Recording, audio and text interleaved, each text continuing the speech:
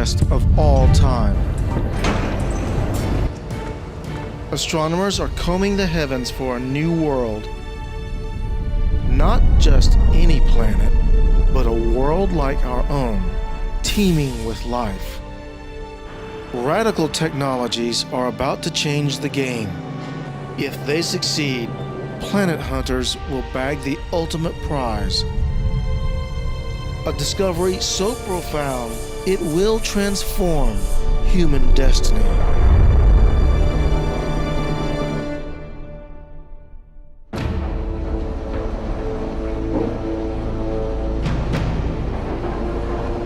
On board this rocket is the start of one of mankind's greatest quests.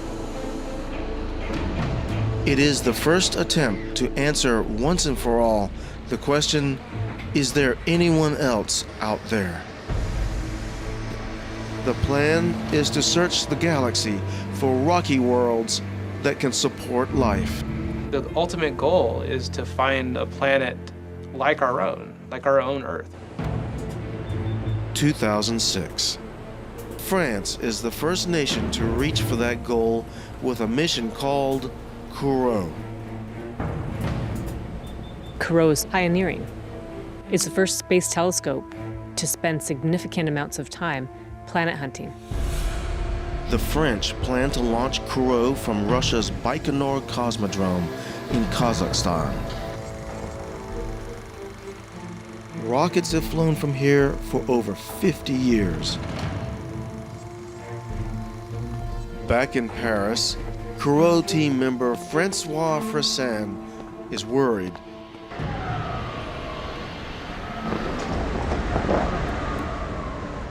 The launch is scheduled for the end of December. Temperatures are extremely cold, around minus 20 degrees Celsius. Freezing temperatures make rocket parts brittle, a fact learned the hard way by NASA. We were all raised with the memory of the Challenger accident. Each component was carefully studied on the ground. We were acutely aware of the risk of failure in flight.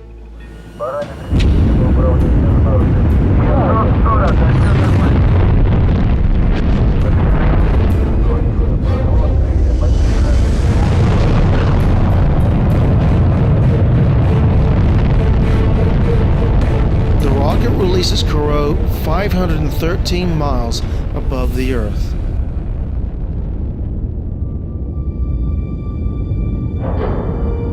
With the challenges of the launch over, Kourou still faces a daunting task: finding the next Earth in a sky full of stars.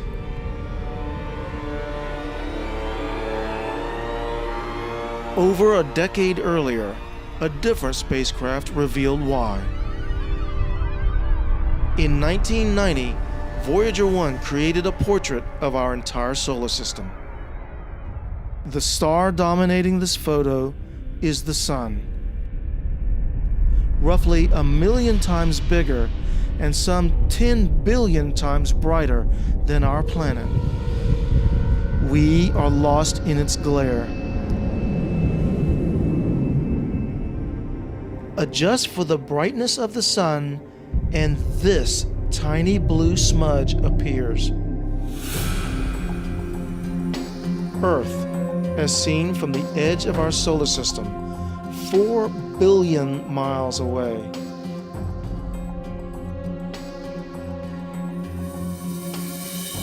Finding our tiny planet in the burning glare of the Sun is like trying to find the license plate of a car with its headlights on. But Kourou introduces a powerful piece of technology. It combines 4 CCD detectors with an 11-inch aperture. 2 of the 4 are dedicated to finding planets by observing transits. A transit occurs when an object passes in front of one of the many stars being observed by Kourou, thus dimming the light from the star. But other things can mimic a transit. Like sunspots, they cause a star's brightness to dip, but they're erratic and temporary. If a star dims at regular intervals, the Corot team will know they've found a planet. Expectations are high. With a vantage point above Earth, Corot has an unsurpassed view, but that view comes with risk. Radioactive particles from the sun are funneled by Earth's magnetic fields to create the aurora borealis. Beautiful as these lights can be, they are a sign of danger to any spacecraft orbiting Earth. But that's not the only threat. Il y a la notion de danger, puisqu'effectivement, il y a toute une série de défis. There is danger. Large debris flying in low orbit can collide with Corot. Corot pourrait entrer en collision avec l'un de ces débris. Corot's orbital speed is almost 17,000 miles per hour. Contact with any debris could be lethal. That puts Corot in a dangerous game of orbital roulette, where a sudden impact could end the mission at any time.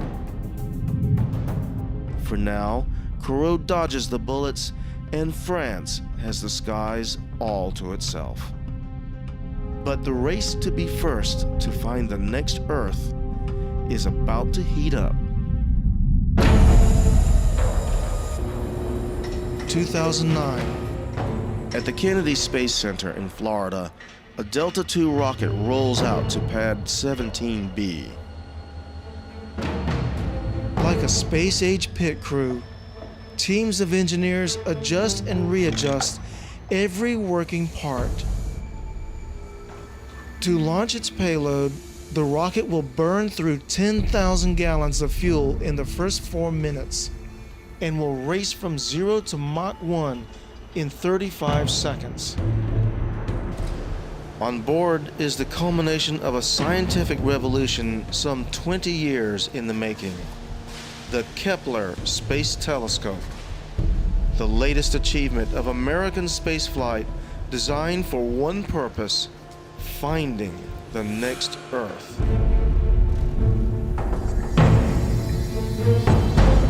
But it is not without risk. Just 2 weeks earlier, something goes wrong. In all stations, this is the NLM on countdown. It appears we've had a contingency with the OCO mission. Please enact the mission mishap. The nose cone shielding the satellite fails to come off.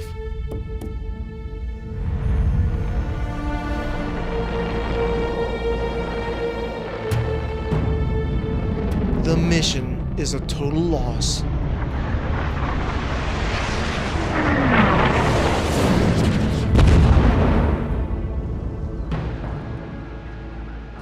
The nose cone around Kepler is a similar design.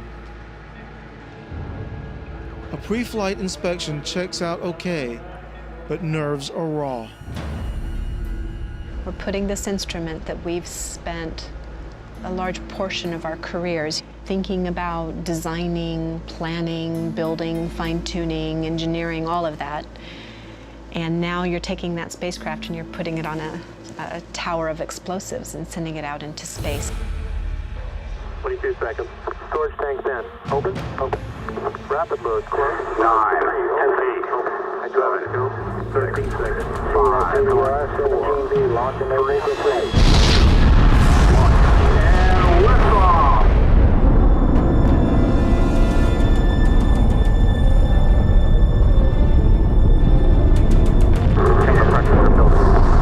Pressure's looking good. Increasing at this time. Groundless solid motors are building tangle pressure. It's now or never. The nose cone must break away.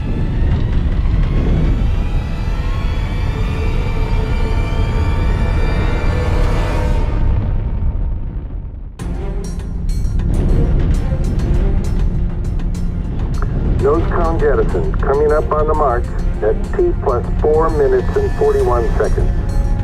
And marked.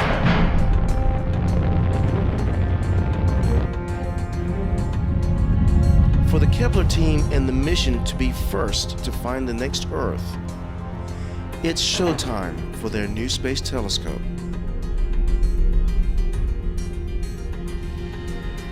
But it might be too late. There is news from Paris. It appears Corot has hit the jackpot. 490 light years away in the constellation of Monoceros. An object like nothing ever seen before. Corot has found what may truly be considered the first rocky planet outside the solar system. For the first time ever, a primary goal has been reached. A world made of the same rocky materials as Earth has been found. The new planet is designated Corot 7b. And for the planet hunters, it may be the first of a new kind of world. We call these planets super Earths. You can think of them as big, hefty versions of our own planet, with masses that range from maybe twice as big as the Earth up to about 10 times the mass of our Earth. But the similarities end there. Earth takes 365 days to orbit the Sun, quite unlike Corot 7b. A year on Corot 7b lasts only 20 hours, so the conditions must be absolutely different from what we know here on Earth. Which means Corot 7b is close to its star. Too close. Surface temperatures average 3,600 degrees Fahrenheit.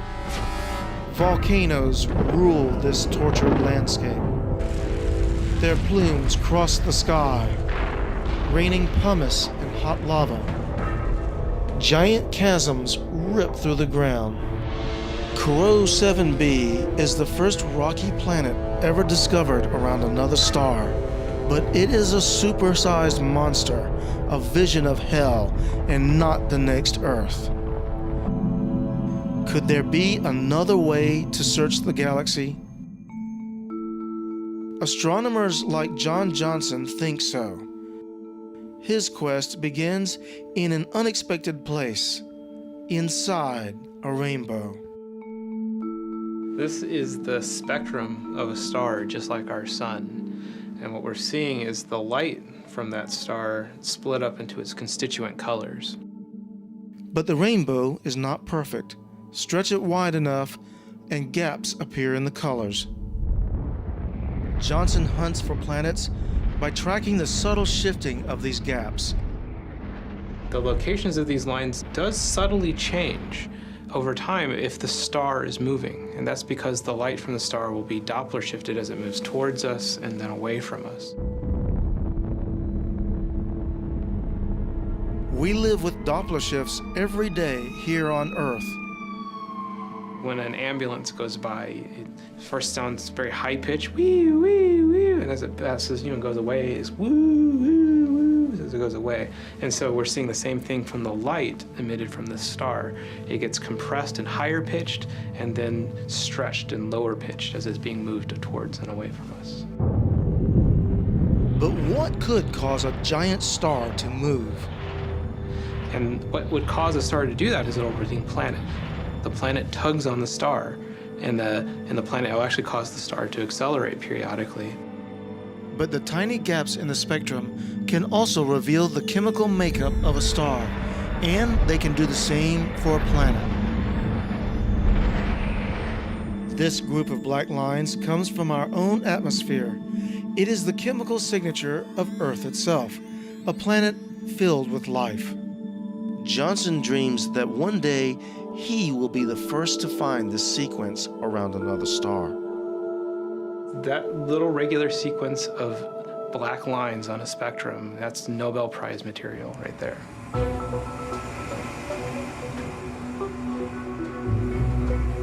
Astronomers from the Lick Observatory are tracking what they believe will bring them that Nobel Prize. The wobbles of a star some 20 light years away in the constellation of Libra. Like John Johnson, planet hunter Steve Vogt uses the rainbow spectrum to see the wobbles. The star is called Gliese 581, and hidden in its glare, Vogt has discovered what he hopes is a planet filled with life. He gives his discovery a special name. I thought, this is a really beautiful planet, it needs a beautiful name, and I named it after my wife, Zarmina. It's totally unofficial, though. It will be known as Gliese 581G in the astronomical literature, but I call it Zarmina's world. Gliese 581G could be one of several planets orbiting its star. And because of its size, it could be a super-Earth like Kourou 7b. Well, it's a good place to be a realtor because it has about 2 to 4 times the surface area of our planet. You'd feel a little heavy. You'd be maybe 1.5 to 2 times heavier, so you'd feel a little tired, but you could walk around. Zarmina has something in common with our moon. Just as one side of the moon always faces Earth, one side of Zarmina's world always faces its sun. Depending on where you were, the sun would be fixed in the sky. So if you were on the daylight side, it would always be daylight. If you were on the nighttime side, it would be perpetual nighttime. The land on the day side is a vast, forbidden desert, roasted by killer solar rays. On the opposite side of the globe is a land of perpetual darkness, a realm of frozen wastes dominated by a massive glacial sheet. Yet hidden along the edges is a narrow transitional zone spanning the globe from pole to pole. An oasis locked between 2 brutal wastelands where life could exist. I would be pretty assured that some form of life would have taken a foothold there. Or does it? High on a hill in La Silla, Chile, another team of astronomers seeks to confirm the existence of Zarmina's world. But instead of the next Earth, the confirmation team discovers not a planet, but a problem.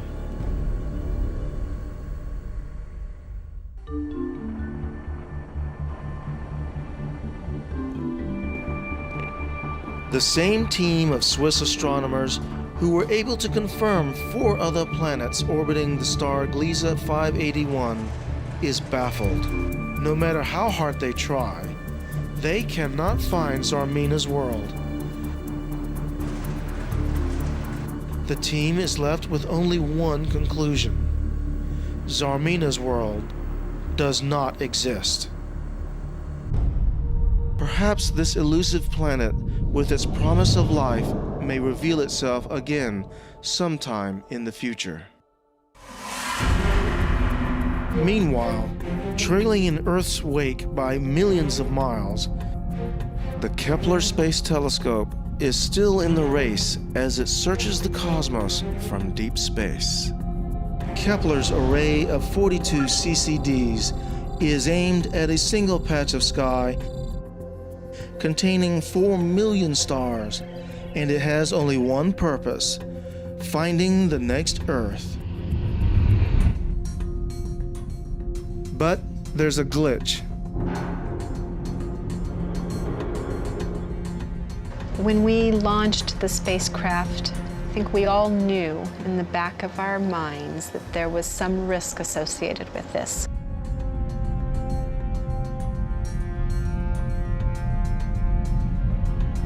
The environment out in space is not completely benign. There are micrometeorites, there's radiation, there's this big luminous sun there that could do damage to our electronics.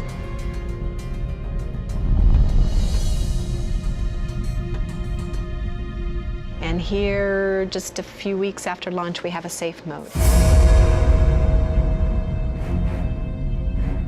A safe mode happens when the spacecraft thinks something is wrong. An alarm gets tripped. It's a series of instructions that we give to our computers that tell the system to shut down completely. When you turn off the electronics, the temperature of the spacecraft and all of those components inside changes. They begin to actually cool down because the electronics, when they're on, it keeps it warm. Temperatures in space can reach a lethal minus 450 degrees below zero. That made us all very nervous. We wanted to very quickly assess exactly what it was that happened, why it happened, was it something really potentially dangerous, and if it was, did it damage anything on board? If the spacecraft were to die, we would not be able to find the true Earth analog, and years of our lives would then be for naught. Hours pass while the team searches for the cause of the safe mode. So we hold our breaths, waiting for that assessment. At last, the team makes their report. Yes, everything was okay. It was not slewing over towards the sun. We didn't get sunlight streaming down into our telescope. Everything checks out. Everything's okay. Let's go ahead and power back up. As the spacecraft reboots, mission scientists lament the true cost of the safe mode, the loss of precious data. The whole name of the game here is to find an event that lasts 12 hours in a sequence of data that's 3.5 years long. So it's heartbreaking when you've got a safe mode event and you know that you're no longer taking data. We're all wondering which Earth-like planet out there is currently passing right in front of its parent star during that time that we're not collecting data. The longer the safe mode, the more likely a planet will slip by. But even with the interruption, Kepler has seen plenty. When the Kepler team releases the results of their first harvest, it's a giant leap forward in the race to find the next Earth. Over 1,200 possible planets. If they all can be confirmed, Kepler will single-handedly triple the number of known worlds. Most are monster-sized gas giants, some even bigger than Jupiter. But at least one is about the size of our own Earth. It just popped right out at us. And so we knew at that moment right away that we were going to be able to see the signal of a really Earth-sized world. It is a planet that will come to be known as Kepler-10b. The amount of dimming of light that's produced by an Earth-sized world in front of a sun-like star is only 1 part per 10,000. You know, imagine you had 10,000 light bulbs and you took away just one. That's the amount of dimming that you're trying to measure. And Kepler-10b is only 40% larger than Earth. So the amount of dimming that we saw with Kepler-10b is 1.5 light bulbs. It's just a little bit more. It is the smallest world ever discovered outside of our solar system. And it takes the planet hunters one step closer to finding the next Earth. Kepler-10b is not only rocky, it's roughly the same size as our home planet. But does Kepler-10b really exist? Does this mountain of data add up to a planet?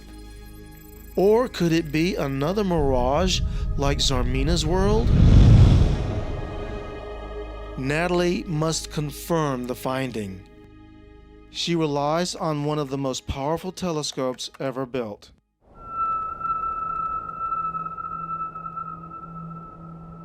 It stands at 14,000 feet on the shoulders of an extinct volcano. Because it is so difficult to access, Natalie, like most astronomers, works remotely with this marvel of technology. Today, she has come to the cold summit of Mauna Kea, Hawaii. to see the Keck telescope in person for the first time. Oh my God. Keck veteran Ron Lobb has worked at the observatory for years. Oh my God. Wow. Welcome, Natalie, Hi. to the Keck telescope goodness. and the Oh, this is awe-inspiring amazing. 10-meter primary mirror. Wow. The majority of my career has been based on this telescope. I've been waiting for a long time to see this Right. instrument. This is amazing. I'm sorry, don't laugh at me, I'm That's sorry. okay. It's quite all right. Oh, she's beautiful. They were testing this segmented mirror when I was a graduate student. They had never constructed a segmented mirror like this before. This was the first. Keck's primary mirror is a 10-meter giant, but it's not just one mirror. Keck relies on a mosaic of 36 hexagonal segments, each weighing half a ton. Small motors in the back of each segment keep them working together as a giant single mirror. Keck also combines this telescope with a high-powered laser. The laser tracks and removes the distortions in the air that cause the stars to twinkle. This makes Keck one of the most sought-after telescopes in the world, and one of the best places on Earth to confirm a discovery. We have to compete with other astronomers for time on this telescope. The whole Kepler project only gets 20 nights a year. So we have to be very choosy about the planet candidates that we pick to confirm here. Natalie shares her data with Ron. The existence of Kepler 10b is confirmed.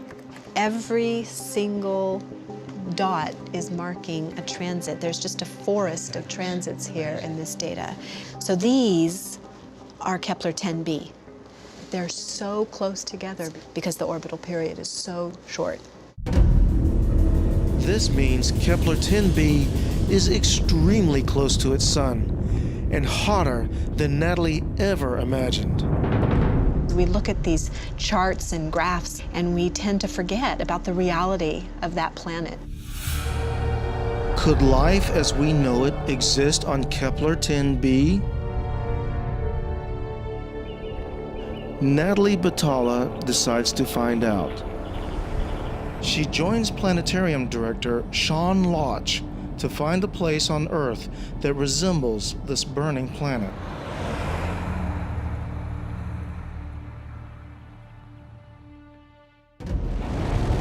The Hawaiian Islands arose from the sea some 70 million years ago, forged by the power of volcanoes. And today, Sean and Natalie are going to use that power to travel to another planet. What do you think that, Kepler 10b would look like?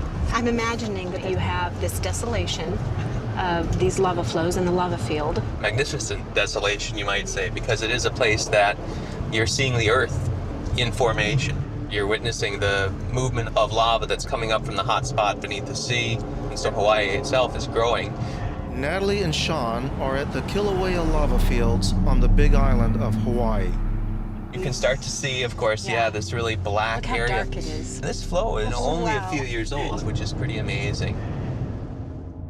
This landscape is similar to the kind of terrain Natalie thinks is on Kepler 10b.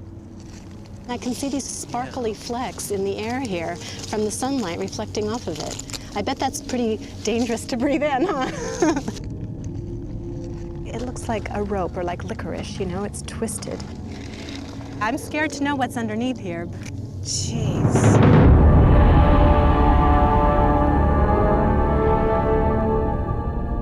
Like Zarmina's world, Kepler 10b keeps the same face towards its sun, one side trapped in everlasting day, the other side in eternal night.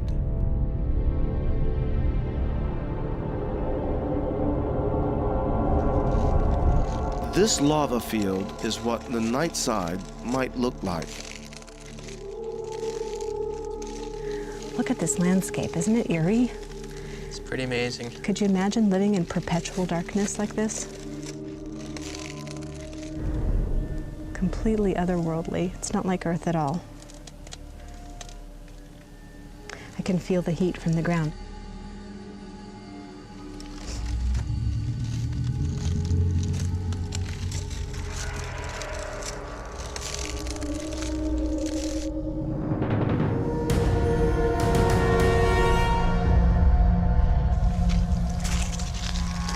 Oh my God, it's getting so hot. Yeah. This incredible, and you can see the Oh my flowing gosh. up there through there It's and up from top. flowing.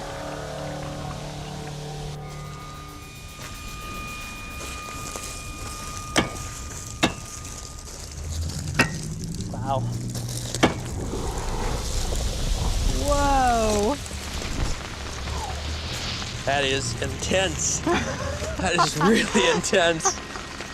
Whew. You made it flow even more. Look at that. Is It's just pouring absolutely out. intense. It is amazing the amount of heat that comes out Isn't of that it? as soon as you crack the surface. But it is. I'm surprised as well at how hard that How hard surface the was. surface is. Because you expect it to be just, you know, mushy and Exactly, like mashed yeah. potatoes, but it's It's really already raw. cool. It's already cooled on top. Oh my gosh, it's so hot.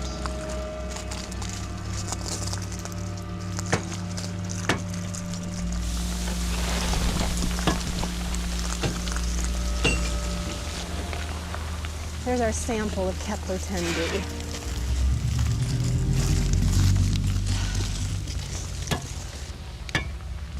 Already hard. If you can take it home in your Ziploc I bag. can't. It's not going to cool off quick enough, huh? I don't think so. I think it'll burn a hole in my pocket. Yeah. Okay, ready? See if we can cool this rock. Something we don't have on Kepler-10b, right? Right. A little bit of water.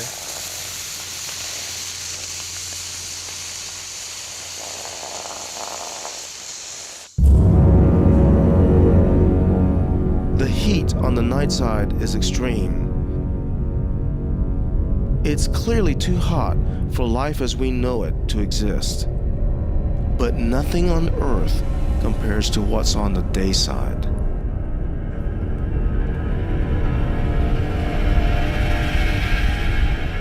Passing from night to day, temperatures reach over 2,700 degrees Fahrenheit. Hotter than a blast furnace. The entire hemisphere is a molten lava ocean, roughly the same size as the Pacific. Instead of icebergs, giant chunks of iron float near the shore.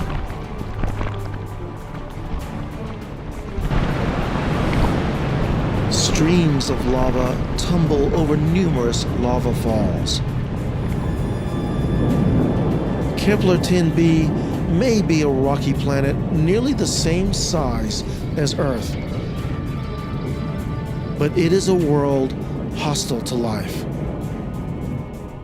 And yet thousands more planets are waiting to be explored in the search for the next Earth. Can astronomers actually find it? Or are we alone in the universe?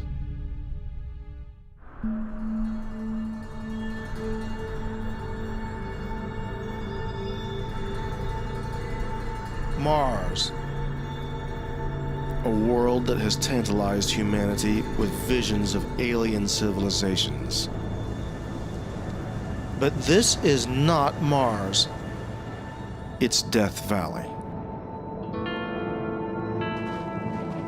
Planet hunters Sarah Seeger and Oded Aronson have come to this otherworldly landscape on a search for life. It's not too hard to imagine that we're actually not here on Mars Hill in Death Valley, but actually in a very similar place on Mars. It's so similar to Mars, NASA uses it as a test ground. So a couple of decades ago, there were a group of geologists that were out here looking for sites that would help them calibrate some of the instruments that they were hoping to send someday to Mars. And they said, wow, this looks just like the Viking landing site. And indeed, eventually they came up with a description of the kind of instruments that they would want to send to Mars. But this isn't the only alien landscape in Death Valley. What conditions are necessary for life? What really matters is the temperature at the planet's surface. Life as we know it exists only in a narrow range of temperatures determined by a planet's distance from its star. This fire represents a star like our sun. It's so excruciatingly hot near the star. It's hot enough to not just melt lead, but even to melt rock. A planet can also be too far from its star. Far from the star, it is extremely cold, way too cold for life as we know it. But what if a planet is in a place where temperatures are just right? Like the children's story, Goldilocks and the Three Bears. Here in the Goldilocks zone, the temperature is not too cold, not too hot, but just right for surface liquid water. In the end, it's all about water. Finding life and the next Earth depend on it. Our planet has some 326 million trillion gallons of water. And almost everywhere you look, there is life.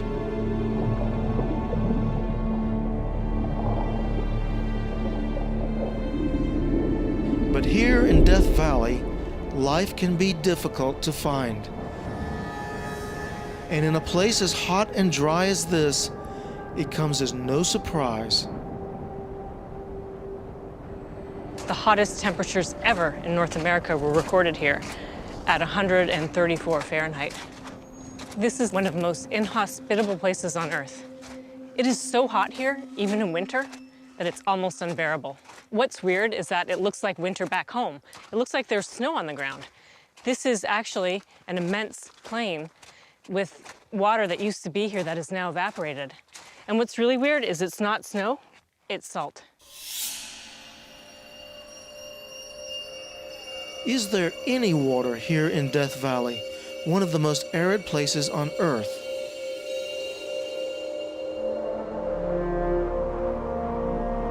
Sometimes, when it rains.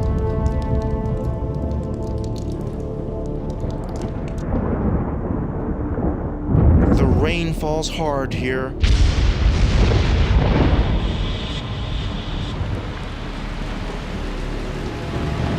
Sweeping away almost everything in its path.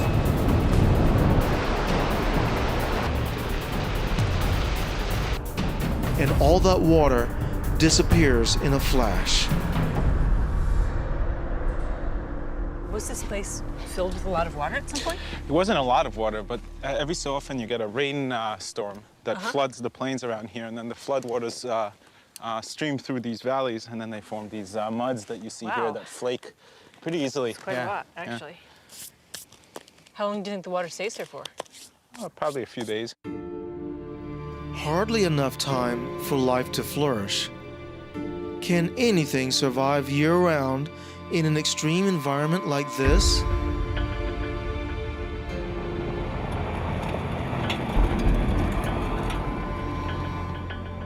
So we're just about to cross sea level here, and now we're descending down below sea level. There's not many spots on the Earth that are deep below sea level. This is one of the deepest. Off on the horizon, you can see some of the salt flats. So Death Valley is basically a big bathtub that has no drain. And in this giant bathtub, there's a surprise. Oded and Sarah are not sure what they will find. It's very salty. Yeah, I can see all the salts along the bank. In fact, it's so salty that most life forms that we know can't live here. But there's some life that has adapted to these extreme conditions. Like what? And if you look at some of these algal mats, some of these, let's see if we can find a piece. So there's algae that grow here. These are algae that really like salt. They're called halobacteria.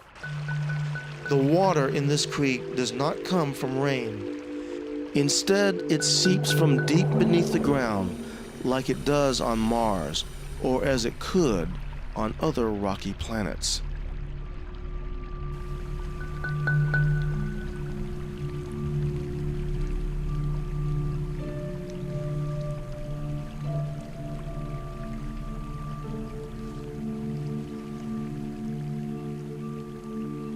It's about 2.5%. Let me check. You can take a look. Yes, it is, almost exactly. So what does that tell us about how salty the water actually is?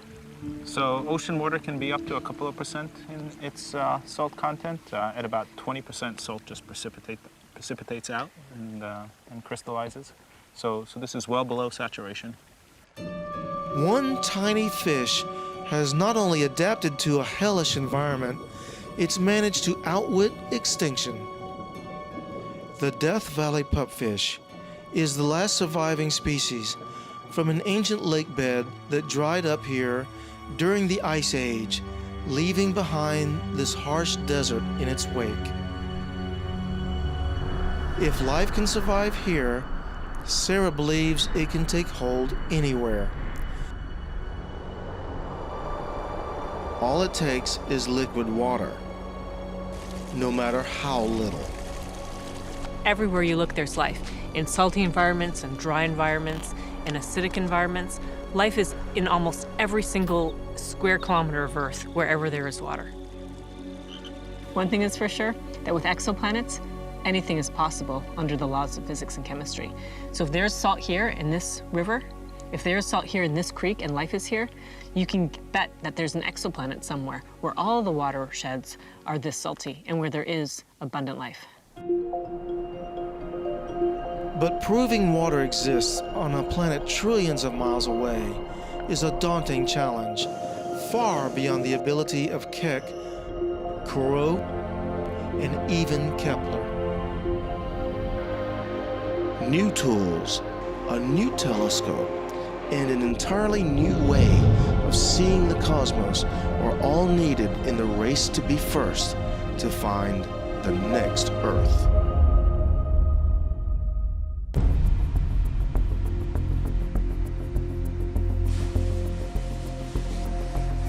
In secure clean rooms all across the nation, the future is under construction.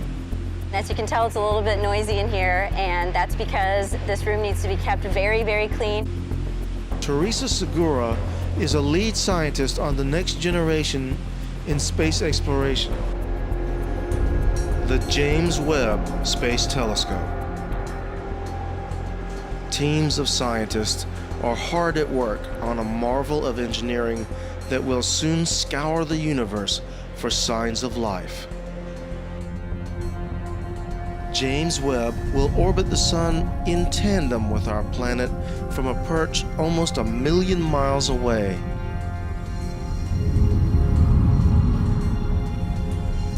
The telescope's precision optical system only works in the extreme cold of space, where it's some 400 degrees below zero. But solar heat can destroy Webb's delicate electronics. Out here, repairs are impossible. So, a powerful new sun shield is in the final stages of testing. The Webb telescope's sun shield is the size of a tennis court and functions a little bit like an umbrella. This is more than a giant umbrella. 5 layers of specially designed Kapton blankets work in concert to create the highest SPF in the galaxy. The sun shield is protecting the Webb telescope from the sun, just as you put on sunscreen, except the equivalent of the sun shield is 1 million SPF, not the 50 that you're used to.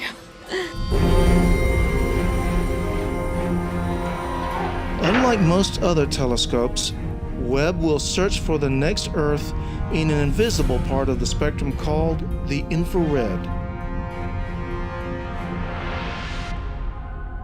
That's because viewing the universe in the infrared allows the telescope to peer through dusty clouds and see farther and more clearly into deep space than in the visible range. The Webb telescope is the largest infrared telescope ever built, and it operates in the infrared because it's looking for very faint objects. You can think of infrared as heat. You can feel heat, but you can't actually see it with your eyes. Another good example is night vision goggles. You can't see at night, but when you put the goggles on, you can see things around you because the goggles function in the infrared. But the Webb telescope is like night vision goggles on steroids. Webb's ability to see faint light is so good that it would be able to see a night light on the moon from a spot on the Earth. It is the most powerful infrared telescope ever designed. But transporting this collage of mirrors, Kapton, and electronics into space presents an enormous challenge. It is actually wider than a two-story building is tall, and because of that does not fit in any current rockets. And so we had to segment it, and that is make it into 18 individual segments so that we could fold it up, sort of like origami, and fit it into the rocket. So we could consider it the origami telescope.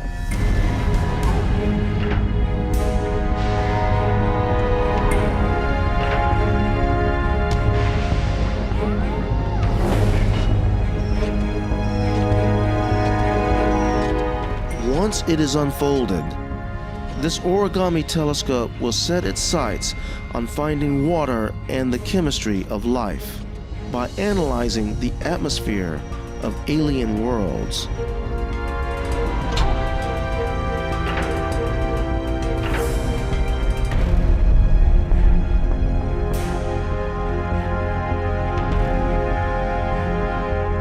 James Webb can detect the key ingredients for life, that being carbon dioxide, carbon monoxide, methane, and water. All in hopes of answering the question, are we alone? Perhaps leading to the ultimate prize. Finding life on any planet besides the Earth would just be the discovery of a lifetime. And that discovery will owe a lot to all that has come before. 2008.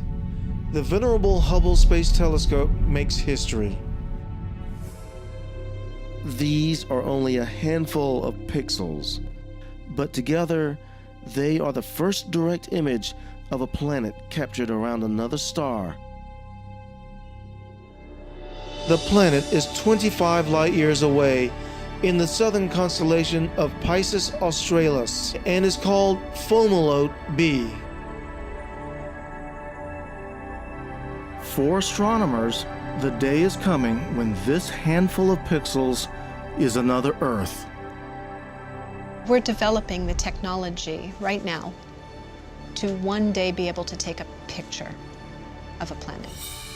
And when they do, it will change our lives forever.